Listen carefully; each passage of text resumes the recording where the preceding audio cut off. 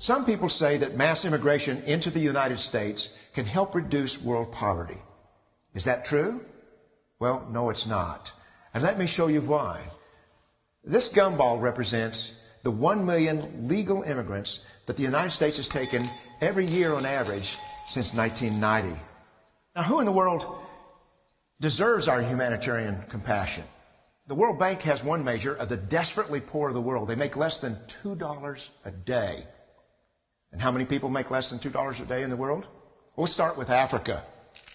In Africa alone, there are 650 million people who make less than $2 a day. 650 million. And in India, another 890 million people, desperately poor. China adds another 480 million people, making less than $2 a day. And unfortunately, the rest of Asia has a heartbreaking 810 million people who the World Bank says make less than $2 a day. And finally, there's 105 million of Latin America's population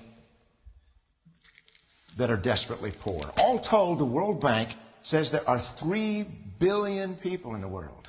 3 billion people who are desperately poor, making less than $2 a day. That's 3,000 gumballs. And every year, we take 1 million and suggest that we've somehow made a humanitarian difference. Of course, we don't pull our immigrants from these desperately poor populations, do we? These people are too poor, too sick, too disconnected to make it here as immigrants. We tend to pull our immigrants out of the better off poor of the world. And Mexico tends to define the type of immigrant that we bring here because the plurality of people come from Mexico. And Mexico is poor. How many people in the world live in countries that have average incomes lower than that of Mexico? And the World Bank tells us that that number is these 3 billion plus another 2.6 billion people. 5.6 billion people in the world who live in countries with average incomes below that of Mexico. That's 5,600 gumballs. And so what is it that the elites are telling us? They're telling us that when we take this 1 million immigrants, that we somehow or another are tackling world poverty. And we have to do it regardless of the effect on our unemployed, the working poor, the most vulnerable members of our society, regardless of the effect on our natural resources. Even if we went by the most radical proposals in Washington, which are to actually double our immigration to 2 million a year, which would totally overwhelm our physical, natural, and social infrastructures, we couldn't make a noticeable difference. And we may be really hurting the impoverished people of the world because the 1 million that we do take are among the most energetic, often the better educated, certainly the most dissatisfied people that if they did not immigrate would be the agents for change to improve the lot of all the people in these countries.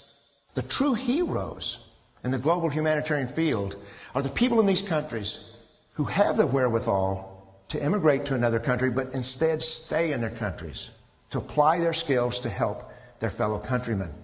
Unfortunately, our immigration system tends to entice these very type of people to abandon their countrymen. The impossibility of making even a dent is actually worse than it looks here. Because last year, when we took 1 million immigrants, these countries added, births over deaths, 80 million more people into the impoverished population. And this year, Congress is bringing in 1 million legal immigrants. And this year, according to the United Nations, these countries are expected to add another 80 million people. And next year, you can be quite sure that Congress, unless stopped by the American voters, will bring in another 1 million immigrants. And these countries, unfortunately, will be adding another 80 million people. into these impoverished nations. We could take 5 million a year, but we'd never get ahead of what's happening in these countries. Not in this century. Don't you see? Immigration can never be an effective or significant way to deal with the suffering people of the world.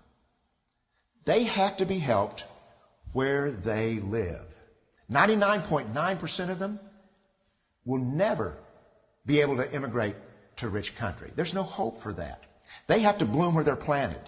The only place that 99.9% of these people can be helped is where they live. Let's help them there.